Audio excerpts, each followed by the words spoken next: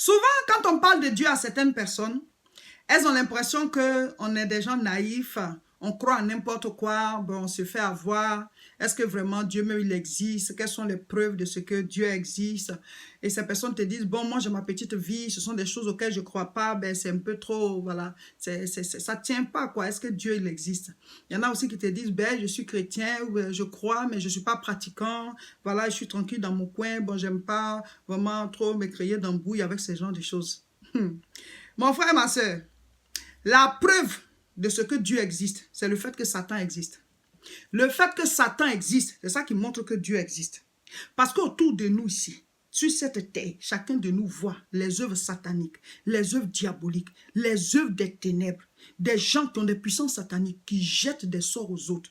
Tu es là, on peut t'envoyer des maladies mystiques. Des gens qui ont été atteints de manière mystique. La maladie est là. Tu vas à l'hôpital, on fait toutes sortes d'analyses, on ne la trouve pas. Tu fais toutes sortes de traitements, tu es toujours malade. Tu ne comprends pas. Le médecin même, il ne comprend pas. Parce que ce que tu as là, on a donné le même traitement. Quelqu'un d'autre avait sans lui donner un traitement. Et ce même traitement, on te le donne. Ça ne marche pas. Tu ne comprends pas. Aujourd'hui, on a fini de traiter ici, c'est fini. Hein? Allez, le mal est quelque part d'autre. Il y a des maladies mystiques. Il y a des maladies mystiques. On peut te jeter des maladies mystiques. On peut t'envoyer des blocages. On peut fermer les portes de ta vie. Des choses se passent. Donc la preuve même que Dieu existe là, c'est le fait que Satan existe et qu'il y a des serviteurs de Satan investis de la puissance satanique pour attaquer les autres. Parce qu'on ne peut pas nous avoir créé. Quelque chose ne peut pas nous avoir créé, nous mettre sur la terre en pâture à la souffrance entre les mains des malfaiteurs spirituels. Il y a aussi une puissance qui vient d'en haut, une puissance de la vérité, une puissance de la lumière, une puissance pour détruire les œuvres des ténèbres. C'est pour ça que Jésus a dit, je suis la lumière du monde. Celui qui me suit ne marchera pas dans les ténèbres, mais il aura la lumière de la vie. Il y a la lumière et il y a la lumière de la vie. Il y a la lumière physique, il y a la lumière spirituelle qu'on appelle la lumière de la vie. Mon frère, ma soeur, des choses se passent sur cette terre. Souvent, quand tu en parles, les gens disent que c'est toujours vous les noirs, vous parlez des choses comme ça, les choses mystiques et tout ça. Les blancs ne sont pas dedans. Quoi? Même sur Internet, vous allez voir les voyants, des blanches, des blancs qui parlent de ça.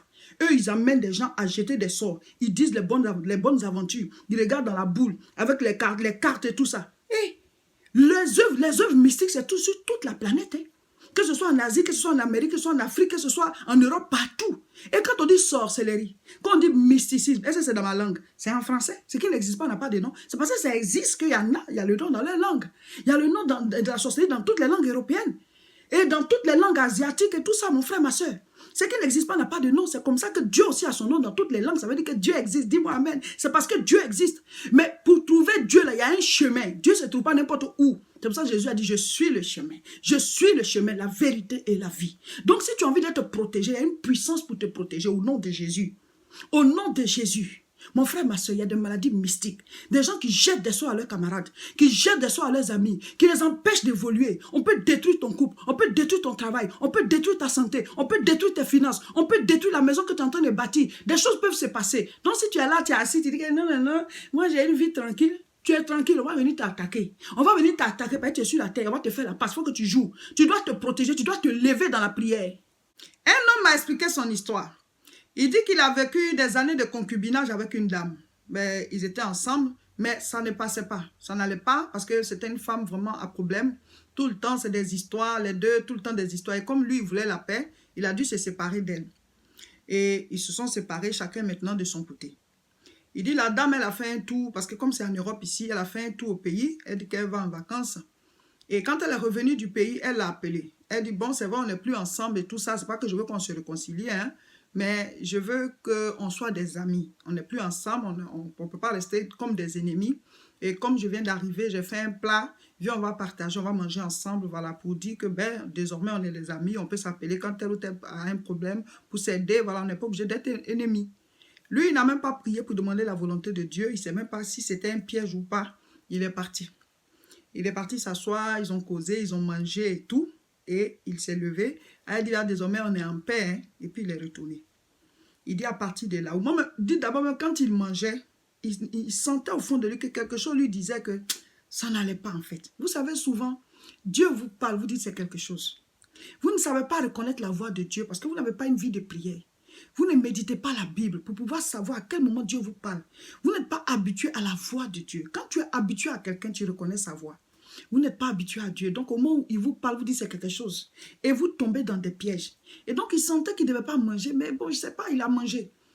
Il dit, depuis ce jour, il ne s'est plus retrouvé. Le monsieur, il est malade. Il va à l'hôpital. On l'hospitalise un peu. Après, on le relâche. On cherche ici aujourd'hui. Il a mal au ventre. On va faire toutes sortes d'analyses. Ça ne va pas. Après, on dit, bon, ce n'est plus le ventre, c'est la tête. Ça fait près de 5 à 6 ans. Il est dans cette affaire. Le gars, il ne se porte pas bien. Il ne se porte pas bien. Et quelqu'un d'autre m'explique aussi une histoire similaire avec aussi son ex. Vous voyez, vous tombez dans des pièges. Vous croyez que tout le monde est bon, tout le monde est gentil, tout le monde est sain comme vous. Vous croyez que tout le monde a le cœur pur comme vous. Quand on dit que Satan, il utilise les gens là. Satan, c'est un esprit. Les démons sont des esprits. Tu ne vas pas voir sur son front, c'est écrit Satan. Ou alors on dit, ah, c'est celui que Satan utilise là qui est là. Il peut utiliser n'importe qui. La manière dont Dieu utilise quelqu'un pour prêcher sa parole là, Satan peut utiliser quelqu'un pour te détruire. C'est ça que vous ne comprenez pas. Et ça peut être n'importe qui. C'est pour ça que vous devez avoir le discernement. Tu t'en vas t'asseoir, tu manges avec quelqu'un avec qui vous êtes séparés, même si elle sourit comme ça. Judas, il a souri, puis il a donné bisou à Jésus. Et c'est avec bisou, on allait crucifier Jésus. Quelqu'un peut venir avec un bisou, avec un sourire, mais c'est pour aller te tuer. C'est ça. Donc, elle lui a jeté une maladie mystique. Aujourd'hui, il ne se retrouve pas. Ça fait que ça agit sur son travail. Il est devenu vraiment un malade chronique, quoi. Jusqu'à pendant des années. Une dame m'a expliqué qu'elle travaille dans une entreprise et avant qu'on les embauche, ils ont exigé que chacun fasse le bilan de santé avec le test du VIH. Et ils devaient faire ça sur 3 fois voilà, d'affilée en laissant du temps au milieu. Et donc après cela, on a su qu'ils ne sont pas atteints, donc on les a embauchés. Et donc elle dit qu'elle a décidé de vivre la chasteté jusqu'au mariage, donc pas de rapport sexuel. Elle attend que voilà l'homme que Dieu a prévu pour elle avant de pouvoir avoir les rapports sexuels. Un jour, elle fait un rêve. Dans le rêve, il y a 3 dames qui la poursuivent. Et ces 3-là, elle les reconnaît. Il y en a 2 de sa famille. Il y a une autre qu'elle connaît qui n'est pas de sa famille. Et donc, le matin, elle se réveille. Voilà, ce qui s'est passé dans le rêve, c'est que les dames avaient une seringue sur laquelle c'était écrit VIH. Et ils l'ont piqué. Elles l'ont piqué. Et le matin, qu'elle s'est réveillée, elle a senti même la douleur. Elles ont mis tout le sang là dans son corps. Et donc, quelques temps après ça, comme ça, elle s'est sentie mal, de maladie en maladie. Elle retourne encore faire ses différents bilans. On se rend compte qu'elle a le VIH. Elle dit, mais comment ça? Ça s'est passé en rêve, non? Est-ce que c'est réel? Mais elle avait le VIH, donc elle a dû commencer un traitement. Ce qui est bizarre, c'est qu'un jour, ils se sont retrouvés au funérail ou bien, je sais pas, à une cérémonie de leur village. Elle a vu cette dame, l'une des dames qui était dans son rêve. Et la dame lui dit, mais ton aspect, on dirait quelqu'un qui a le VIH et qui suit le traitement. Elle dit, mais comment ça? Elle s'est énervée, elle dit, mais pourquoi tu me parles comme ça? Alors, qu'est-ce que tu veux? En tout cas, c'est devenu des histoires. La femme a dit, ah, je m'amusais. La dame a dit, je m'amusais. Et puis, elle s'est levée, elle est partie. Et donc, aujourd'hui, elle est toujours malade. Elle continue son traitement. Je vais vous dire, vous ne pouvez pas savoir que dans le monde spirituel, des gens font des choses. Ils jettent des sorts aux gens. Comment est-ce que cette femme a su que toi, tu l'as vu en rêve? Et puis, elle est venue dire exactement ce que tu as vu en rêve. Et elle est venue te dire quelque chose que tu vis. Vous voyez? C'est pas d'aller dire à la personne que, ah oui, toi, tu m'as dit un truc en rêve et puis j'ai vu ça, ou bien tu as fait quelque chose. Ça, c'est une guerre physique. Dieu te dit de faire la guerre spirituelle. Vous vous amusez avec le spirituel, vous vous dites que non, c'est des choses qui n'existent pas, moi, je ne prends pas ça au sérieux. Mais voilà, il y a des maladies mystiques. De manière mystique, on peut te jeter ça. Et puis tu atteins et tu es là. Mais, Dieu merci, il y a une puissance pour nous délivrer. Le Seigneur peut te guérir de toutes sortes de maladies. De la manière dont Satan peut donner des maladies, Jésus peut guérir, peut délivrer. Parce que Dieu ne nous a pas laissé orphelins entre les mains des œuvres mystiques. Donc, il y a des gens qui disent que mais Dieu est là et puis on souffre. Mais tu dois l'inviter. C'est ça la prière. Quand tu pries, notre Père qui est aux cieux, que ton nom soit sanctifié, que ton règne vienne. Que ta volonté soit faite sur la terre comme au ciel. Que ta volonté soit faite dans ma vie comme au ciel. Dieu ne peut pas accomplir sa volonté dans ta vie contre ton gré.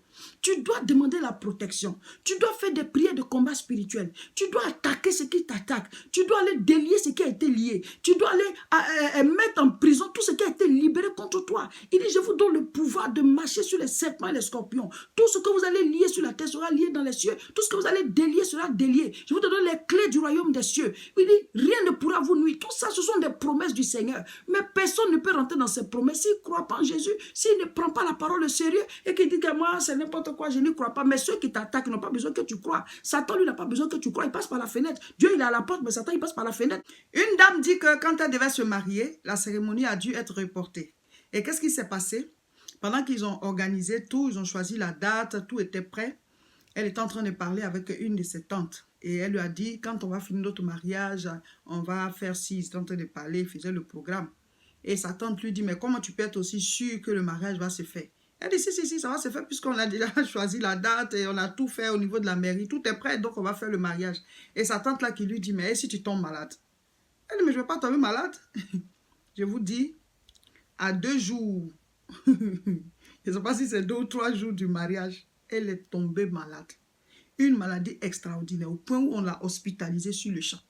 Elle était très malade. Ils ont dû faire les courses pour pouvoir reporter le mariage. Ils ont perdu la plupart de ce qu'ils avaient acheté comme denrées alimentaires. Vous voyez, pour qu'elle puisse se retrouver, et ils ont dû reporter le mariage au moins 1 ou 2 mois après. Mais elle dit, quand elle s'est levée de l'hôpital, elle dit, ah bon, elle s'est levée maintenant dans la prière. Dans la prière, jeûne et prière, jusqu'à ce qu'ils puissent faire ce mariage-là.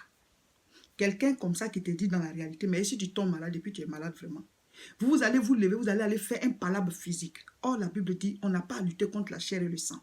Tu vas aller lui dire que, toi, je suis au courant, tu m'avais dit, si tu tombes malade, donc c'est toi. Tu es en train de faire comme ça, tu es en train de pécher. Parce que la Bible dit, tu n'as pas à lutter contre la chair et le sang.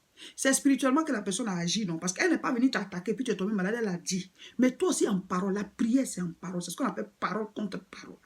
Ce qu'elle a dit, la Bible dit, tu as le pouvoir de lier et de délier. Il a dit à Pierre, tu es Pierre, sur toi, je bâtirai mon église. Vous savez, la prière, c'est le combat. La prière, là, c'est comme on est au tribunal. On dit tes choses, si tu dis, c'est la loi, parole contre parole. Vous laissez des paroles négatives sur vous et ça agit. Quand elle a fini de dire comme ça, si tu tombes malade là, tu répètes, tu dis, je ne vais pas tomber malade. En riant, tu as parlé, toi aussi en riant, puis tu changes la parole. Et puis après ça, tu t'en vas prier. Parce que quand elle se lève comme ça, elle s'en va attacher ses gris-gris. Pour que ce qu'elle a dit se réalise. Toi, tu te lèves, tu fais rien. Tu ne fais rien. Qu'est-ce qui va t'arriver? Ça va t'arriver. Ça va t'arriver. Il y en a qui disent non, de toute façon, si j'ai Jésus avec moi, rien ne va arriver. Mais ton Jésus, tu ne l'as pas activé. Quand les disciples étaient dans la barque avec Jésus, Jésus dormait. L'eau là a commencé à rentrer dans la barque. Si tu ne réveilles pas Jésus là, l'eau va rentrer dans la barque, tu vas te noyer. Tu vas te noyer. Pourquoi? Parce que ton Jésus dort. Vous n'avez pas une vie de prière. Lisez l'évangile de Luc chapitre 8 à partir du verset 43 jusqu'au verset 48. C'est l'histoire d'une dame. On dit qu'elle était atteinte d'une perte de sang. Et sa maladie était bizarre parce qu'elle a fait tous les spécialistes de son époque, elle n'était pas guérie. Et donc, elle ne savait plus quoi faire. Tout son argent était fini. Et la Bible dit qu'elle a entendu dire que Jésus passe. Et elle est allée. Elle s'est dit en elle-même que si je touche le bord de son vêtement, je sais que je serai guérie. Et c'est ce qui s'est passé. Quand elle a touché le bord du vêtement du Seigneur, la Bible dit une force est sortie de Jésus pour venir vers elle. Et elle a été guérie instantanément de sa maladie. Mais pourquoi une force sort de Jésus pour venir vers elle? Ça veut dire que la maladie qu'elle avait, c'était aussi une force. Il fallait une force supérieure, il fallait une puissance supérieure pour venir vers elle, pour la guérir. Mon frère, ma soeur, si physiquement quelque chose n'arrive pas à être guéri, n'arrive pas à être soigné, ça veut dire que la cause est mystique. La cause est spirituelle. Et c'est le spirituel qui attaque le spirituel. Donc, tu vas aller de traitement en traitement, mais tu es là, tu es toujours malade, comme le cas de cette femme. Donc, tout ce qui est sur cette terre-là, il y a des exemples dans la Bible. Et tu cherches la solution dans la Bible, et c'est la même solution que toi aussi tu dois trouver. Vous avez besoin, vous qui m'appelez, qui m'écrivez pour dire, ah, il y a telle chose, on a tout essayé, ça ne va pas. Mon frère, ça veut dire qu'il faut essayer aussi le spirituel. Cherche la présence de Dieu. Cherche la vie de prière, lis la Bible jusqu'à ce que une force sorte de Jésus, de sa parole pour venir te guérir. Et jusqu'à aujourd'hui, c'est possible. Parce que Jésus, il est parti, mais il a laissé son nom. Il a laissé sa parole. Donc, ce qui s'est passé hier comme miracle continue de se passer aujourd'hui. Si tu crois et que tu pries, alors la puissance va venir te guérir. Et la maladie qui est là depuis longtemps, tu fais tous les traitements. Ça va disparaître de la manière dont c'est venu. Maintenant, je prie pour tous ceux qui sont malades, qui souffrent de maladies mystiques, de maladies bizarres, de maladies qui ont une origine spirituelle. Au nom de Jésus, recevez la guérison. Que le Seigneur vous donne la parole, la révélation de la parole, la révélation de sa puissance, afin que ce qui vous a lié, ce qui vous empêche de prospérer, ce qui bloque votre vie, ce qui vous empêche d'être à l'aise, que ces choses-là soient ôtées de vos vies au nom de Jésus. Vous êtes tous invités à la grande croisade de prière au niveau de Paris-Aubervilliers le samedi 13 avril à partir de 14h30. L'adresse est 29 rue Sadi Carnot, 93 300. Des choses puissantes se passent. Pour me suivre régulièrement, c'est pas compliqué. Abonnez-vous à là où vous recevez la vidéo. Vous cliquez juste au-dessus de la vidéo, là où c'est mis j'aime si c'est sur Facebook. Et si c'est sur YouTube, vous cliquez sur s'abonner. C'est pas payant. Abonnez-vous. Comme ça, vous ne ratez pas les enseignements et vous serez nourris régulièrement. Et surtout, il faut partager.